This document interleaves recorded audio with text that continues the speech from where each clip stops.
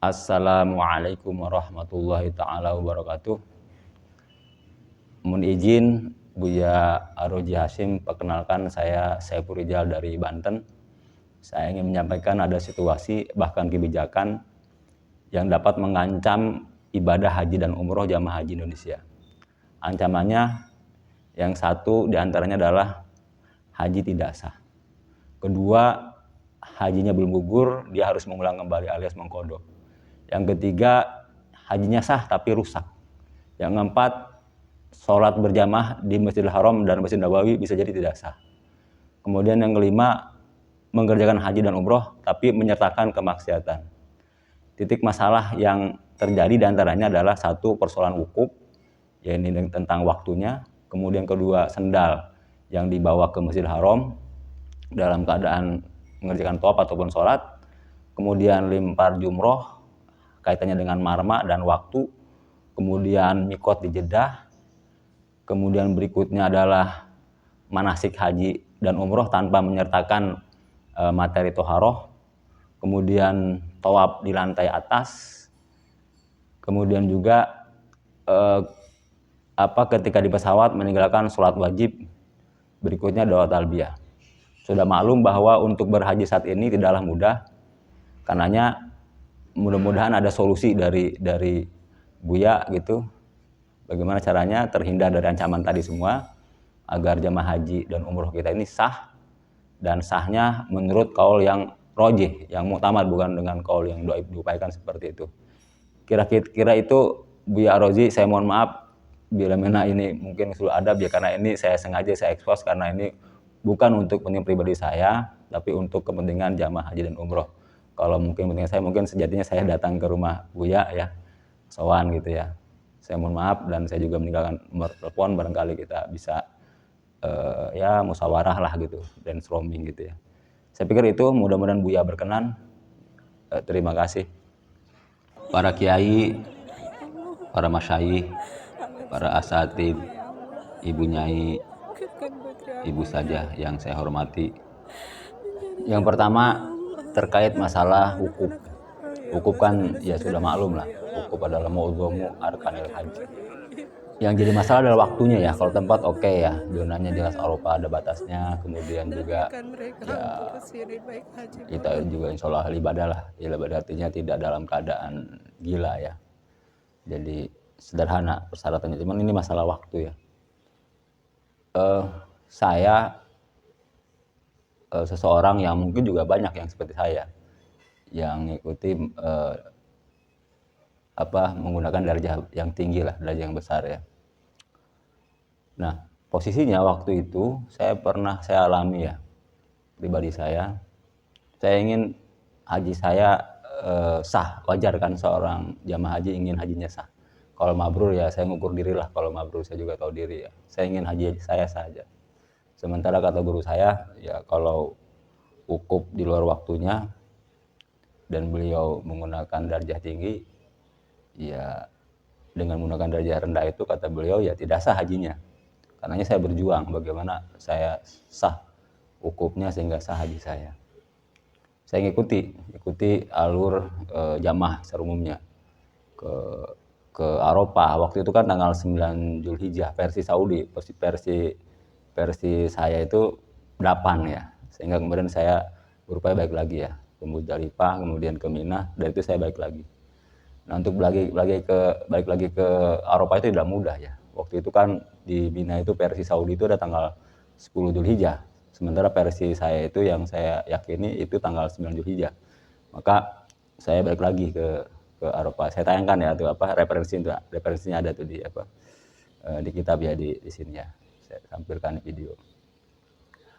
Nah, untuk nyampe berjuang agar saya itu saya harus ngumpet-ngumpet gitu ya, seperti kriminal lah gitu kan. Jangan sampai ketahuan askar, ketahuan polisi gitu kan. Bahkan saya juga udah siapkan beberapa jawaban gitu kan, kalau ada yang nanya polisi, jawabannya jar aja lah, berkunjung atau jalan-jalan gitu. Kan nggak bohong, misalnya kan berkunjung kan ke mana, ke Jabal Rahmah. Saya berjalan sampai ke Raudhoh ya. Raudhoh itu yang di Mekah, bukan Raudhoh di Madinah maksudnya ya. Disitulah baru ada mobil, ada kendaraan, baru saya ke ke Arafah dengan rasa tegang ya, tegang takut dideportasi misalnya. Nah, setelah sampai ke Arafah saya langsung menuju ke Jabal Rahmah. Di sana mungkin ada terkumpul mungkin sekitar ya mungkin 200 orang lah. Ada juga beberapa orang dari Indonesia lah, ada juga dari beberapa negara lain gitu. Akhirnya saya wukuf asar sampai maghrib ya, mempertemukan siang dan malam, alhamdulillah. Dari situ kemudian saya ke Muzdalifah. Sempat juga ya saya dapat teguran ya, saya itu di masjid Muzdalifah, lupa namanya apa tuh. Untung saya nggak diusir, hanya diusir aja lah gitu kan. Ya kira-kira itulah, maksudnya orang seperti saya ini kan juga banyak di Indonesia. Model tahun kemarin ya, 2023 itu atau 44 Hijriah itu, Saudi menetapkan lebih dulu kan lebaran hajinya kan. Artinya versi mereka itu tanggal 10 Juli ya, versi kita kan tanggal 9. Andai kata saya waktu tahun kemarin berangkat haji misalkan, kan saya mau tidak mau harus mengikuti jadwal Saudi kan. Tanggal 9 versi mereka, sementara versi kita Indonesia tanggal 8. Dan saya meyakini bahwa isbat Depag itu ya mumpuni gitu, sikoh gitu. Di sana juga bukan hanya Depag saja, ada Kemenak maksudnya. Ada juga dari NU, dari ormas-ormas yang mereka juga expert di bidangnya kan, yang punya ahli-ahli hisab gitu. Saya punya pedoman ke situ gitu. Nah, ketika misalkan saya ke sana waktu itu kan, saya yakini bahwa itu masih tanggal 8, kan jadi nggak sah itu. Wukufnya gitu kan. Atau misalkan saudara-saudara kita yang menggunakan darjah kecil ya, misalkan diwajibkan oleh pemerintah Lebaran Idul Fitrinya adalah misalkan tanggal hari Senin misalkan ya. Sementara mereka berpedoman bahwa hari Minggu sudah masuk Lebaran Idul Fitri. Nah, ketika mereka dipaksakan lebarannya hari Senin, berarti kan hari Minggu masih puasa tuh. Kan menurut mereka itu haram kan? Mereka sudah beranggapan bahwa itu tanggal 1 Syawal gitu. Kan pola pikirnya seperti itu kan. Tapi kok maksud saya kok pola pikir itu hanya di Indonesia gitu. Kok ketika ke Arafah itu, ke Mekah, pola pikir seperti itu kok jarang gitu, jangan berkembang gitu. Jadi saya langsung copy paste aja dan ngikutin pemerintah Saudi gitu. Ya saya juga berpikir ini kan pakai ilmu ya, saya ngaji juga, kemudian juga buka beberapa kitab ya. Ya ini masalah besar menurut saya, masalah besar. Ketika wukufnya gagal kan automatically kita diwajibkan untuk tahalul ya, motong kambing, kemudian adalah beberapa urutannya kan. Setelah itu juga kita wajib mengqadha pada tahun berikutnya. Kemudian misalkan saya gagal ya, atau seseorang gagal ya dalam hal wukuf, misalkan tidak sah, dia daftar lagi tuh, nunggu lagi kan waiting list 20 tahun misalkan, dia berangkat lagi kan. Ketika berangkat lagi tetap sama juga kondisinya seperti itu, nggak berubah. Jadi nggak ada jalan keluarnya nih, katanya sih dari semenjak 1920 Saudi itu menerapkan darjah kecil gitu ya. Ya monggo saja, saya sih nggak mau ingin masuk ke domain wilayah mereka ya. Mereka juga punya penetapan sendiri, punya ijtihad sendiri. Monggo, tapi kami ini yang punya keyakinan dengan darjah besar, ya tolonglah dikasih kesempatan gitu, diperbolehkan untuk wukuf sesuai keyakinan jadwal kami gitu kan gitu. Dan yang orang seperti saya ini banyak, teman-teman saya juga ingin melaksanakan wukuf sesuai jadwal yang berlaku di Indonesia ya, penetapannya itu. Tapi mereka nggak berani, takut dideportasi gitu kan. Kalau deportasi kan urusannya ribet, akhirnya hajinya juga nggak selesai kan. Dia tidak bisa melaksanakan ifadah, sa'i dan seterusnya gitu. Jadi ini dilema gitu menurut saya. Barangkali para masyayikh, para ustadz, para kiai ada solusinya gitu kan, atau ada akses ke pemerintah, bisa disambungkan lagi kemudian ke pemerintah Saudi agar diusulkan, agak ada kebijakan lah, ada toleransi untuk orang-orang yang seperti saya ini gitu ya, yang bermadzhab Syafi'i. Dan saya yakin di Indonesia ini cukup mayoritas gitu itu terhadap wukuf gitu ya. Jadi sedangkan wukuf kan ya jelas lah pangkalnya ya, ibaratnya sasis atau nomor mesinnya haji itu ya wukuf gitu. Mudhu muarkanil haji ya, jadi saham tunggalnya haji ya wukuf gitu. Jadi harus benar-benar benar-benar apik lah gitu kan. Jadi ini hanya terkait waktu ya, tapi itu sangat penting sekali gitu kan, karena menyangkut keabsahannya wukuf, maka juga terkait dengan keabsahannya haji. Sedangkan orang untuk haji tidak mudah. mungkin ada yang jual sawah, kemudian ada juga yang ya sama lah ngantri yang 20 tahun, 25 tahun, ada bahkan juga di atas 30 tahun gitu. Nah juga kasihan juga mereka kalau sampai kemudian mengalami hal seperti saya ini gitu. Para kiai, para masyayikh, para asatid, ibu nyai, ibu saja yang saya hormati. Kemudian yang kedua masalah ini, kebijakan pemerintah Saudi sudah mungkin ada sekitar 20 tahun lah kurang lebih ya, sendal harus dibawa gitu kan, atau sendal tidak ada tempat sendal di Masjidil Haram. Nah, ini kan juga jadi rumit gitu kan, sendal itu kan juga tidak serta-merta itu pasti dokumen suci kan, bisa jadi kita di depan itu menginjak kotoran burung ya, yang cukup banyak burung depan itu kan sebelum masuk area Masjidil Haram. Saya di sini konteksnya menggunakan kaul mutamad atau kaul roji ya. Itu kan ketika ada salah satu yang basah, sendalnya basah atau kotoran burungnya yang basah kan, berarti kan bernajis sendal itu kan. Ketika bernajis dimasukkan ke tas gitu kan, atau misalkan bisa jadi di kamar mandi dia misalkan jorok kena ya misalkan percikan limbah manusia misalkan ya, baik air kencing ataupun apa misalkan, kan lebih parah lagi tuh.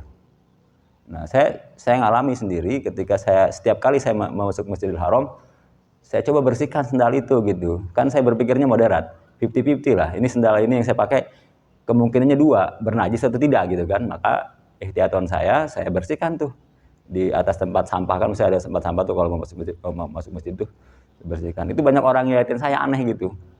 Dan yang saya tahu ya walalam ya mungkin saya terbatas ya, yang melakukan itu hanya saya gitu, maksudnya saya belum pernah lihat yang lain. Saya juga jadi unik, saya kok jadi aneh juga kok saya doang gitu kan ya, padahal saya juga pakai ilmu juga, maksudnya itu tidak ngasal gitu kan, dari rujukan yang saya pahami. Karena untuk sholat sah kemudian tawaf sah kan harus suci dari najis kan, saya bersihkan itu kan dengan standar fikih, saya masukkan tas ke dalam.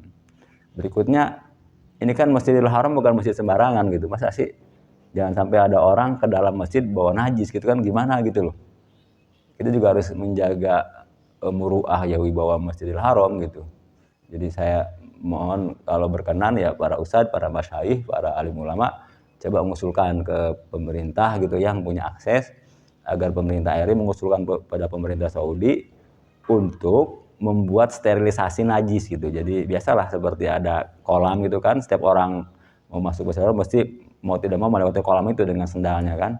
Nah setelah itu baru kan sendal itu basah, baru disiapkan blower gitu untuk mengendalikan sendal sehingga sendal masuk ke tas dalam keadaan kering. Kan juga itu solutif gitu kan. Atau juga dibuat kebijakan ya sendal boleh disimpan lagi di luar, dibuatkan rak seperti di Masjid Nabawi. Itu terhadap sendal ya, karena ini terkait juga dengan keabsahannya tawaf gitu kan. Kalau tawafnya tidak sah ya otomatis umroh haji juga tidak sah. Kemudian tentang sholat jamaah ya. Sholat jamaah kan kalau kita di Indonesia mayoritas mazhab Syafi'i ya. Saya hanya mengutip mazhab Syafi'i saja, saya tidak yang lain, tapi mayoritas Syafi'i ya. Kan dalam kitab Nihayatul Muhtaj saya lihat itu, barang siapa yang pengaruh mazhab Syafi'i bermakmum kepada imam yang walaupun itu imam agung, imam besar atau wakilnya, dia tidak baca bismillah lam tasihah, tidak sah gitu sholatnya. Nah jadi persoalan adalah ini imam di sana itu baca bismillah enggak gitu, atau bismillah baca tapi sir gitu kan. Nah sir juga saya terkadang ketika dia baca sir terdengar tuh suaranya bismillahirrahmanirrahim baru alhamdulillahirabbil alamin gitu kan. Nah berarti kan oke, nggak ada masalah. Ada lagi yang imam yang saya perhatikan nggak ada suara bismillahnya gitu. Apakah dia memang baca sir tapi sangat pelan sekali sehingga tidak terdengar, atau tidak baca gitu kan? Kan juga ragu juga kita kan. Akhirnya karena dalam rangka ada mayurib ila malayurib, akhirnya ya sesuai petunjuk guru saya, kalau sholat isya misalkan menurut petunjuk guru saya itu sholat isya dulu tuh munfaridan tuh setelah azan. Nah kemudian setelah qomat baru kita sholat lagi, sholat sholat isya berjamaah ya, iadatan gitu kan. Nah kira-kira seperti itu. Jadi muter juga ini kan hal begini kan jarang tersosialisasi gitu kan. Maksudnya cobalah diremukan gitu, gimana tolong disampaikan gitu kan, kalau memang kalau ini benar gitu ya. tolong disampaikan, dan juga kalau belum ya difatwakan dalam lembaga yang resmi gitu, gimana kaifiat cara sholat berjamaah dengan yang beda mazhab gitu. Kira seperti itu. Atau lebih mantap lagi kalau misalkan pemerintah RI mengusulkan kepada pemerintah Saudi agar seluruh imam Masjidil Haram dan seluruh imam Masjidil Nabawi agar membaca Bismillah gitu, walaupun sir gitu kan. Mungkin bagi mereka tuh baca Bismillah sunnah gitu, seperti halnya kita auzubillahi minasyaitonir rajim sunnah kan. Jadi kalau itu kan kita ragu bahwa berarti imamnya baca Bismillah sir gitu kan. Kalau ini kan kita bingung baca atau enggak gitu. Itu terhadap sholat jamaah di Masjidil Haram atau Nabawi. Kemudian mengenai marma ya, saya lihat ya mungkin saya terbatas ya, yang saya lihat dan saya alami waktu saya haji itu rata-rata orang jamaah itu melempar batu itu ke tembok gitu, ke haid gitu ya. Dan bisa dilihat juga di video-video itu banyak, bahkan mungkin mayoritas yang lemparnya ke atas bukan ke bawah. Sedangkan dalam kaidah fikih mazhab itu, mazhab Syafi'i, harus qasdul marma, artinya targetnya itu atau skipannya itu kalau baca sniper itu harus ke marma targetnya, bukan ke haid. Kan haid itu kan hanya sekedar penghalang ya dari pemerintah Saudi membuat haid itu tembok itu agar batu dari arah berlawanan tidak saling lempar gitu.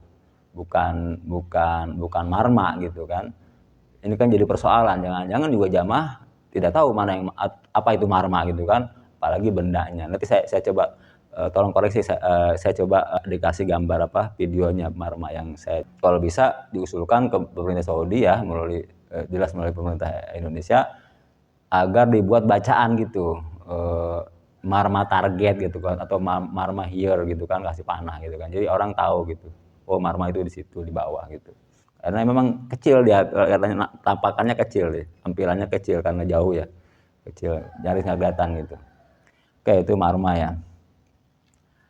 Kemudian ini di Mina ya, saya alami Mina itu crowded ya, karena overload ya, terlalu banyak jamaah sehingga mohon maaf lah, jadi sampai apa sih ya, kamar mandi kadang-kadang laki-laki ke kamar perempuan karena saking berjubelnya itu, jadi apa ya, nggak pas lah menurut saya gitu secara syar'i ya. Jadi campur perempuan wanita di kamar mandi itu karena memang antrinya banyak. Kalau bisa ya diusulkan lah gitu kan, mangga diusulkan oleh pemerintah RI melalui para masyayikh, para ustadz dan pada akses kepada pemerintah Saudi agar dibangun gitu, agar dibangun bangunan permanen di tingkat sehingga layak huni lah gitu kan. Dengan demikian juga nanti barangkali itu ada hikmahnya, kuota haji akan bertambah ya, karena mungkin wazannya jamaah haji itu hitungannya mungkin kapasitas Mina ya. Kalau misalkan Mina hanya sanggup menampung 3,5 juta, dengan di tingkat bisa jadi 5 juta kan, bisa kuota haji bisa bertambah hikmahnya gitu.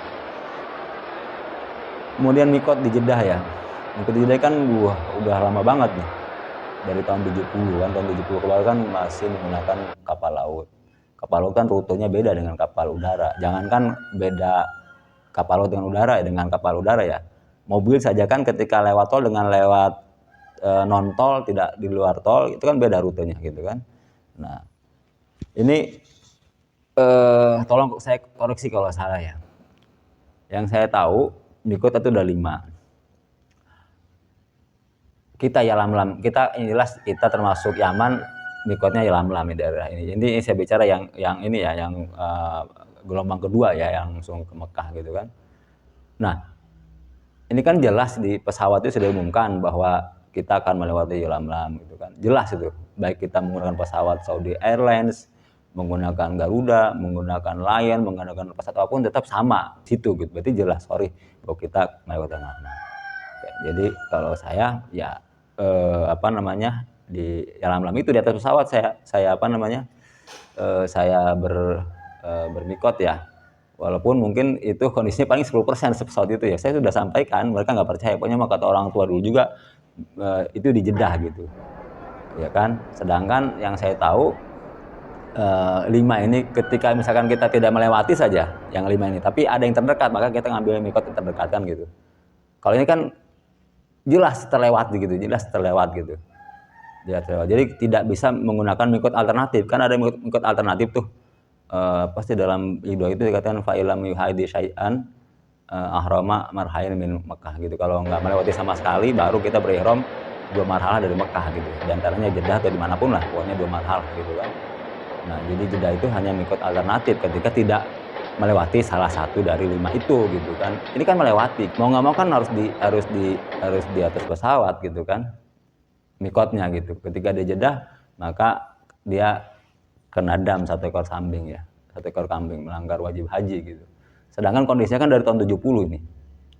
Berapa juta orang yang harus bayar dam kambing gitu kan. Ini maksudnya tolong dibahas ya, maksudnya bener nggak kabar saya ini kan, mungkin terjadi perdebatan, monggo aja silahkan, tapi ini harus ada jalan keluar gitu. Jadi dengan alasannya ketika di Jeddah itu orang tua dulu juga begini di Jeddah ya, mungkin orang tua dulu itu konteksnya naik perahu itu kan, naik perahu kan beda ininya rutenya, dan Jeddah itu kan luas, bukan kecil gitu ya, luas sekali Jeddah itu, mungkin bisa sebesar Kalimantan Selatan mungkin, atau besar lah, Jeddah itu besar sekali ya. Kemudian manasik ya, manasik haji umroh tanpa toharoh. Ya betul sih judulnya memang kita mau hajian mau umrohan gitu kan. Tetapi itu tadi ada kaidah malayatimul wajib illa bihi fawajib, tidak sempurna satu pekerjaan kecuali oleh pekerjaan itu maka pekerjaan itu menjadi wajib. Kita diwajibkan untuk sholat. Sholat tidak sah tanpa wudu, maka mau tidak mau kita harus wudu. Kita sebagai orang hidup akan punya kewajiban untuk menguburkan mayat yang sudah mayat ya. Bahasanya menguburkan, tapi tidak mungkin kita langsung menguburkan kalau tidak ngegotong dulu, maka menggotong jadi wajib kan. Al-amru bisyai' amrun biwasailihi gitu kan. Perintah sesuatu maka ada perintah juga untuk sebagai perantara yang menghantarkan kepada perkara itu. Nah, jadi kalau bisa yang punya akses usulkanlah kepada pemerintah agar manasik haji umroh juga disertakan manasik toharohnya gitu. Kita jangan terlalu husnuzon bahwa semuanya ini bisa semua, toharohnya belum tentu juga, karena yang saya tahu yang masih mau ngaji ya di pengajian di kampung-kampung itu, baik bapak-bapak ibu-ibu di majelis taklim itu hanya sedikit gitu, nggak banyak gitu. Dan trennya sekarang kan nih orang yang haji atau umroh kan yang punya uang, bukan yang bisa ngaji gitu. Dulu kan rata-rata orang-orang ulama lah, orang-orang yang ngerti agama baru haji gitu. Sekarang beda trennya. Kalau bisa usulkan itu, bahkan kalau kata Syekh Ibnu Ruslan, beliau berkata wa kullu man bi ghairi ilmin ya'malu amalu mardudun la tuqbalu. Setiap orang yang tanpa ilmu dia mengamalkan suatu amalan, maka amalannya jelas tertolak. Dalam persoalan Torah ini kan banyak sekali pernak-pernik yang membuat seseorang itu gagal dalam sholat tawaf ya, artinya tidak sah lah gara-gara toharoh. Misalkan saja sederhananya ketika seseorang itu dia punya hadas besar, mandi tidak ada adegan duduknya, dan ketika duduk kan dia harus nyiram bagian yang terbuka tadi kan. Ketika dia tidak melakukan itu maka kan tidak sah mandi junubnya. Ketika mandi junubnya atau mandi hadas besarnya tidak sah, automatically berarti dia masih berstatus punya hadas besar kan, otomatis tidak sah sholatnya, juga tidak sah tawafnya tidak sah, otomatis juga merambat kepada tidak sahnya haji dan umroh. Atau dia misalkan wudhu pakai air mustama, makanya adalah sebuah kemestian agar toharoh itu menjadi paket yang terpadu dengan manasik haji gitu. Dia harus sejalan sepadan kira-kira gitu. Jadi kalau bisa ya usulkanlah agar ada juga paket toharoh dalam bimbingan manasik tadi gitu. Kemudian jadwal lempar jumroh ya. Jadwal lempar jumroh yang saya tahu baca di kitab itu ba'da zawal gitu, sampai gurubiha, sampai menjelang maghrib lah gitu kan. Katanya wakila ya pokok ilal fajri ya. Dakil mengatakan sampai subuh gitu kan. Nah, sementara Indonesia dapat jadwal dengan negara Asia Tenggara yang kira-kira badannya sama lah, seimbang, sepantaran itu, dapatnya pagi hari gitu. Nah, ini kalau dari mana gitu? Saya mungkin terbatas ya, bukan berarti nggak ada. Saya terbatas gitu. Jadi yang pada maghrib saja bahasanya rendah sekali, kila ya, bahasanya kila di situ. Tapi walaupun kila, tapi ada pendapatnya gitu. Saya baca gitu ada. Kenapa nggak diusulkan saja agar jamaah haji Indonesia dapat jadwal untuk Romul Jamarotnya, lempar jumrohnya itu pada maghrib atau pada isya, suasananya juga udah sepi kan, mereka sudah selesai semua dan dingin adem gitu kan, lebih enak lah, lebih fresh gitu, lebih fresh. Kemudian nanti pas hari ketiga ya, atau di hari tasyrik yang ketiga itu kalau nafar sani kan bisa kita menggunakan waktu ba'da zuhur. Karena apa? Karena rata-rata jamaah itu kan udah mulai mengosong tuh di nafar awal itu. Bahkan saya dengar itu saya pernah baca di Gunyah ya, kitab karangan Tuan Syekh Abdul Qadir ini ya, ada RT-nya Tarekat Qadiriyah. Beliau kan mazhab Imam Ahmad. Kalau nggak salah mazhab Imam Ahmad tuh tasiknya cuma 2 hari gitu. Kalau kita kan 3 hari gitu. Jadi relatif relatif ini kosong gitu. Jadi pas hari ketiga bukan malam tapi pada zuhur gitu. Tapi ya kira-kira gitu solusinya ya. Jadi setelah zuhur atau mau asar baru kita menuju ke Mekah atau ke hotel. Kemudian untuk 2 talbiyah ya. 2 talbiyah ini kan memang sunnah ya, tapi maksudnya walaupun sunnah kan lebih bagus kalau dibaca dengan sesuai qiraat gitu. Yang saya dengar ya mungkin juga ini juga yang lain mendengar juga ya. Tidak sesuai qiraat gitu, maksudnya nggak enak aja gitu. Maksudnya bagusnya kan sesuai qiraat gitu. Seperti innal hamda waqaf itu kan. Wa ni'mata lakal mulk kan semestinya kalau sesuai Korea kan kalau mau berhenti innal ham wa ni'mah gitu kan, lakal mulk gitu kan, atau labbaik Allahumma labbaik kan aturan kalau sambung labbaik Allahumma labbaik gitu. Maksudnya kaidahnya itu maksudnya biar pas lah gitu, enak ya. Kalau saya sih baca begini nih, mohon dikoreksi nih para ustadz, para kiai, para mas saya. Labbaik Allahumma labbaik, labbaik la syarika laka labbaik, innal hamda wan ni'mata laka wal mulk la syarika lak. Kira-kira gitu, walalam ya, maksudnya tolong dikoreksi. Kemudian tentang matop ya, matop yang di atas ya, tempat tawaf yang di atas itu kan lingkarannya jauh ya. Dia enaknya memang sepi ya, nggak terlalu padat. Cuma kendalanya kan tawaf itu kan bahu kiri kan harus tetap terarah ke arah Ka'bah nih. Sementara Ka'bah itu kan kalau di atas jadi mengecil karena dia jauh ya, mengecil gitu. Kan nggak mungkin kita leher kita gini terus, kadang-kadang kita ada ke bawahnya kan. Biasanya kalau cenderung kalau orang jalan itu kan ke bawah biasanya, kecenderungannya ya, naturalnya kan seperti itu. Kalau bisa diusulkan ke pemerintah Saudi agar ada tanah panah gitu. Jadi tanah panah walaupun kita tidak melihat ke Ka'bah, agar menjaga posisi ini tetap ada tanah panah gitu. Oh, tanah panah Ka'bah ke arah sana panah. Jadi setiap 2 meter tanah panah, setiap 2 meter tanah panah gitu. Jadi walaupun kita nggak melihat Ka'bah, jadi posisi aman lah kira-kira gitu, posisi aman. Karena ketika misalkan dia bergeser sedikit aja misalkan di tawafan yang kelima misalkan, kan maka tawaf yang kelima itu kan menjadi tidak sah gitu kalau dia bergeser tidak mengarah ke Ka'bah. Nah, ketika 5 kemudian selesai dia 7 tawafan, sementara ada 1 yang nggak sah, berarti kan hanya 6 itu kan. Ketika 6 ya berarti kan nggak sah juga tawafnya. Nggak sah tawafnya ya umrohnya nggak sah, hajinya nggak sah. Kemudian pesawat kalau memungkinkan pesawat yang ngangkut jamaah haji dan umroh itu ada musolanya lah gitu kan, ada musolanya. Cuman masalah teknisnya air jelas susah lah, nggak mungkin jam wudu di situ di pesawat.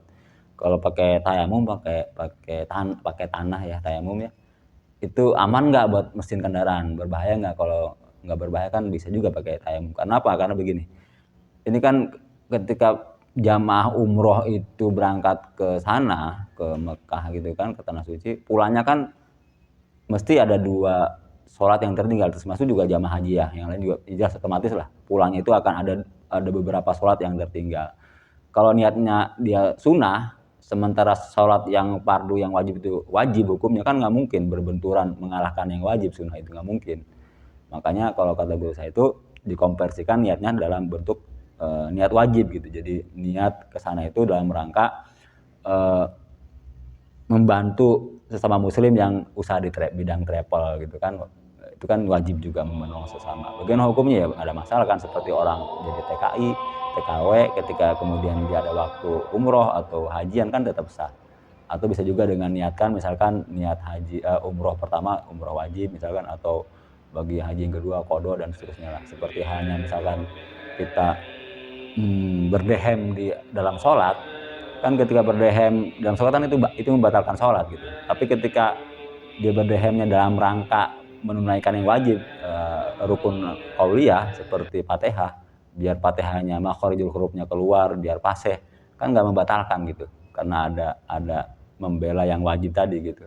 Itu mungkin kira kan persoalan juga itu ya, persoalan jangan sampai orang umroh tapi kok ujungnya ada maksiatnya gitu. Maksiatnya itu meninggalkan sholat gitu. Kan katanya kan ini kan perjalanan jauh dan ibadah. Iya betul. Jauh dan untuk ibadah. Kan ada masa sih nggak ada keringanan? Ada keringanan tapi kita nggak menjalankan kan, yaitu keringanannya yaitu jamak qashar, kan tidak melaksanakan itu. Kemudian berikutnya adalah masalah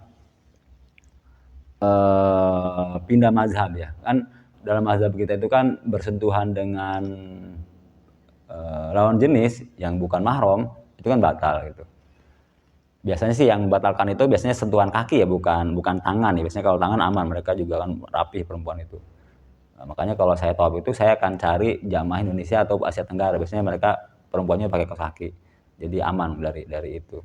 Nah, daripada misalkan kita pindah mazhab ya kan harus satu qodiyah, satu paket ya, nggak bisa pindah begitu saja, harus tahu juga tata cara toharohnya dan segala macam, tata cara wudunya gitu kan.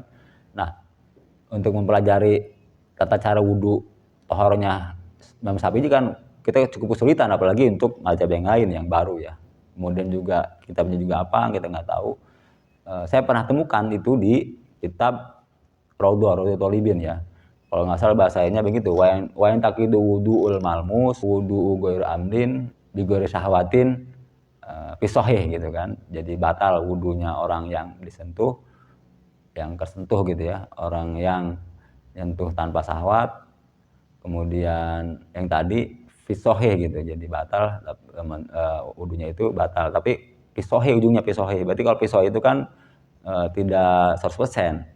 Artinya tidak jazman atau tidak qat'an. Kalau jazman qat'an jelas bila khilafin ya. Berarti kalau pesawat itu dalam mustalah fikihnya itu berarti ada ulama minoritas yang mengatakan tidak batal gitu. Nah, itu saya pakai gitu kan. Saya pakai walaupun itu qaul dhaif tapi rajih min haisul waqi, karena kita sulit sekali menghindari itu gitu. Karena kalau misalkan gara-gara itu kemudian misalkan jamaah itu harus wudu lagi gitu kan dia akan tertinggal oleh jamaah, belum tentu juga dia tahu pulangnya kan, atau jamaahnya nunggu juga madorot juga kan gitu kan. Bisa pakai qaul dhaif tadi ya, karena ini kepepet ya, bukan karena keadaan lah, bisa mungkin dipakai kan qaul dhaif itu.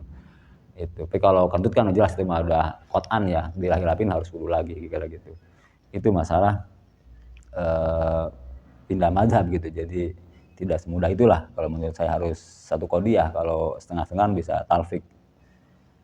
Oke, saya sekali lagi mohon pencerahannya, mohon koreksiannya, mangga ditanggapi gitu ya. Mudah-mudahan ini bukan masalah saya gitu ya, ini masalah kita semua ya, terutama jamaah haji dan umroh Indonesia gitu.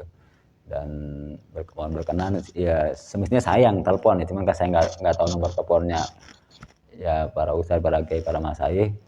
Mungkin saya cantumkan telepon saya di sini ya gitu kan. Mungkin saya mungkin bisa belajar lebih banyak lagi lah gitu, minta pencerahannya gitu kan. Mangga mau dibahas di video juga biar lebih umum, biar orang tahu juga, mangga silahkan gitu kan ya. Nah, ini juga apa yang saya sampaikan jangan jadikan pedoman gitu, ini hanya sekedar blueprint lah kira-kira begitu. Kira-kira itu. Sekali lagi saya mohon masukannya, bimbingannya, sekaligus juga memang saya sampaikan melalui video ini agar seluruh masyarakat jamaah haji umroh ini bisa mengetahui bahwa ternyata ini loh ada persoalan gitu. Barangkali jamaah sekalian bisa tanyalah kepada guru-gurunya agar lebih paham, lebih detail lagi pemahamannya gitu. Kira-kira itu. Mohon maaf atas segala kehilapan, kekurangan atau kata-kata yang tidak berkenan.